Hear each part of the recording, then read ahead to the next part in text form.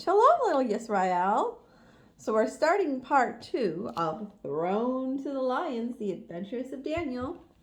I apologize for the abrupt end of part 1. My battery was dying. So let's continue, shall we? The Persian army took over Babylon, and a new king named Darius ruled the land.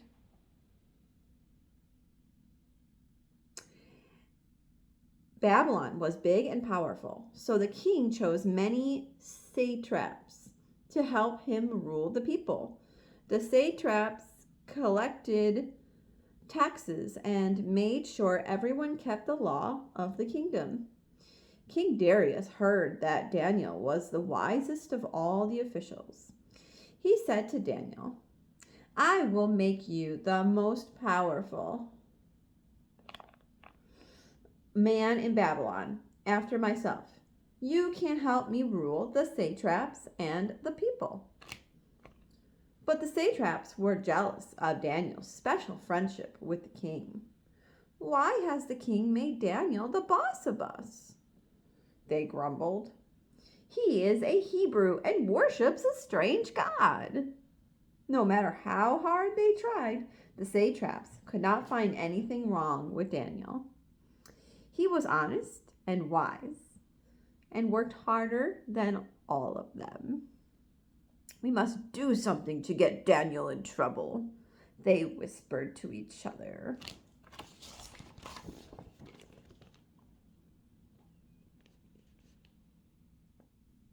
So that must be Daniel, and these must be the satraps. They look pretty angry, don't they?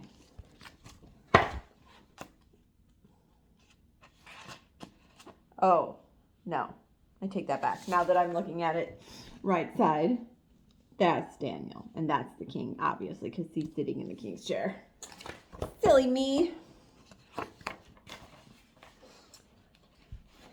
Even though Daniel was the chief of the satraps, he didn't worship their false gods, made of wood and stone. He loved the God of Abraham, Isaac, and Jacob. Every day he opened the windows in his home and prayed to God.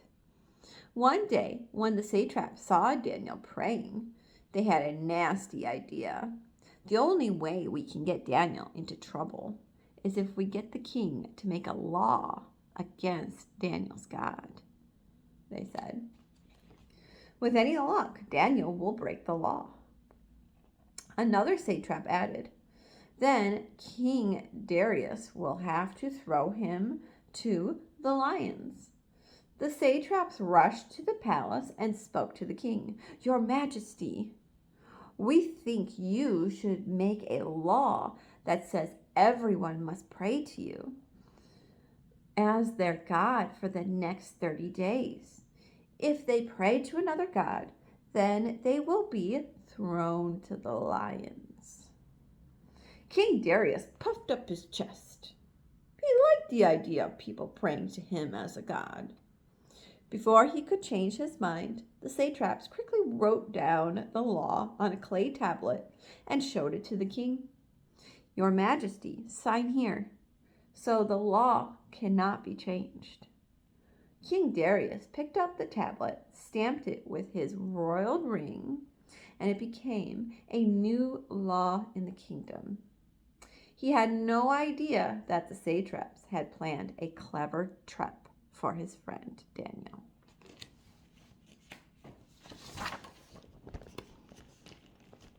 The satraps and the king.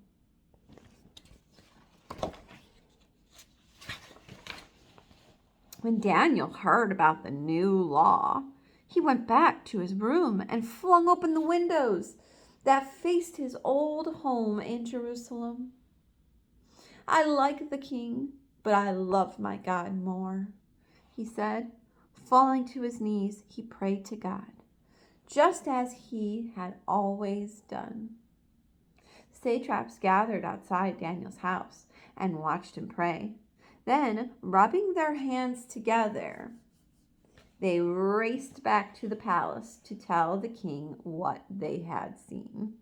Your Majesty, do you remember you signed a law that for 30 days people could only pray to you? King Darius's eyes lit up. Yes, that is true. Otherwise, they must be thrown to the lions. Daniel didn't listen to you, said the satraps. They glanced at each other with evil grins. He broke the law and prayed to his God. Remember, you said that anyone who disobeys this law must be punished. The king clasped his head in his hands and moaned, Daniel is my best servant. I don't want to see him tossed to the lions. The satraps crowded around the king. This is the law of Babylon, they reminded him. You cannot change it. No one can. And that's Daniel praying to Yah.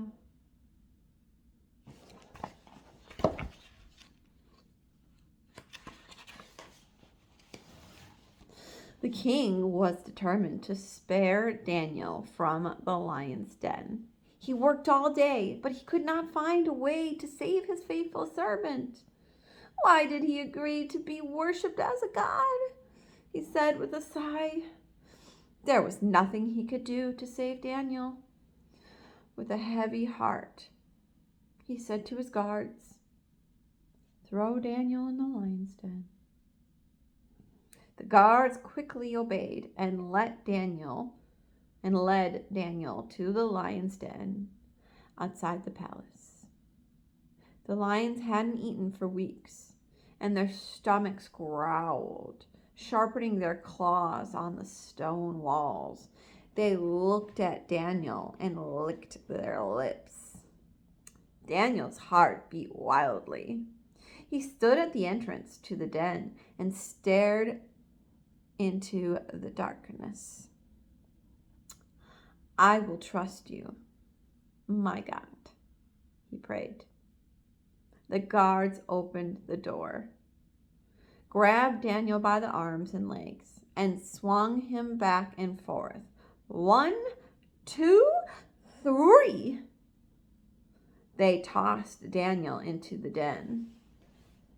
Daniel bounced, bump, bump, bump. Daniel bounced down the stairs and disappeared into the darkness. King Darius poked his head through the entrance and called after Daniel, pray to your God whom you serve. He can save you. To make sure Daniel could not escape, the guards rolled a large stone over the opening of the den. The king sealed it with his special royal seal, so no one could go in or out. Ooh, look at those eyes. Oh, man.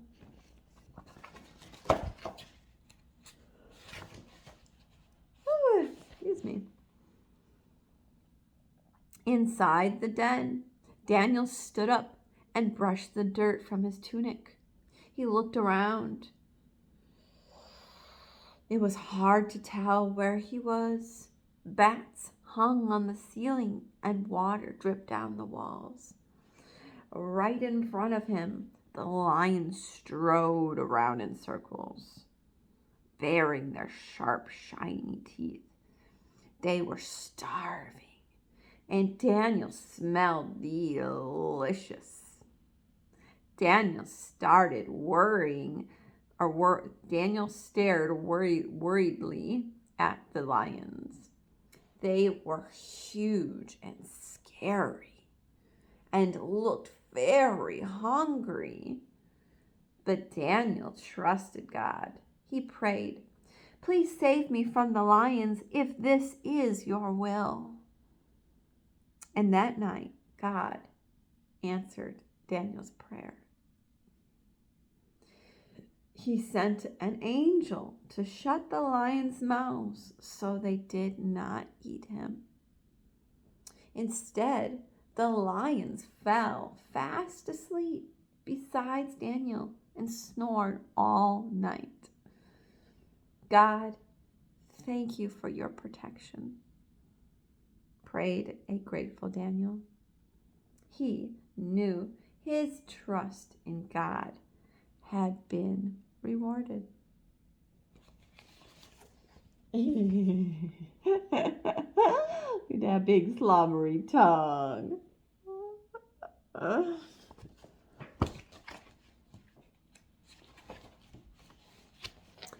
At the palace, King Darius tossed and turned in his bed all night. He couldn't stop thinking about Daniel in the lion's den. With all his heart, he hoped that Daniel's God would save him. Early the next morning, the king leapt out of bed and dashed to the den to see for himself if Daniel was still alive. He ordered the guards to break open the world seal. Then he poked his head through the door of the den. "Daniel, are you alive?" he shouted.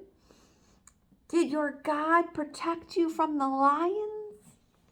Daniel looked up at the king and answered, "My God sent an angel to shut the lions' mouths so they didn't eat me." He knew I had done nothing wrong. The king clasped his hands and danced for joy. "I'm so happy you're alive." Quickly, the guards pulled Daniel out of the lion's den and stared at him in shock. They could not find even one scratch or cut on his body. "Daniel's God saved him," they said. Did you know? In 1899, German archaeologists found the ruins of ancient Babylon. They discovered a wall 300 feet high and 80 feet wide that surrounded the city. Wow. And there's the king and Daniel.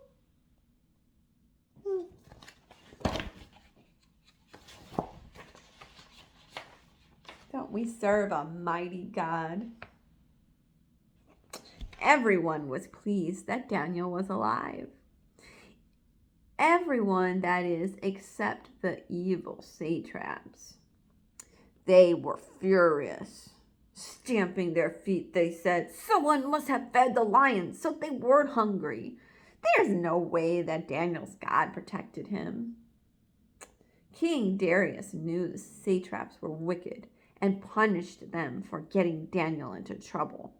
"Throw these men to the lions. Let's see if the lions are hungry now," he said. This time, the lions were not so friendly and tore Daniel's enemies to pieces. King Darius knew in his heart that it was the Hebrews' God who protected Daniel from the lions. He passed a new law that said all the people in Babylon should worship Yah, the God of Abraham, Isaac, and Jacob. Then he sent letters to everyone saying, "The God of the Hebrews is the only true God, and he is the most powerful." Wow! The king wanted the world to know that this mighty God had saved his faithful servant, Daniel. And from that day on, Daniel and his friends lived in peace in the kingdom of Babylon. They never forgot that night. God saved Daniel from the lions. The end. Ooh. Yikes. Well, I hope you enjoyed the story of Thrown to the Lions, the adventure of Daniel. Until then, Yah bless you and keep you. Yah make his face shine upon you and be gracious to you. Yah lift up his countenance upon you and give you shalom. Good night, little Yisrael.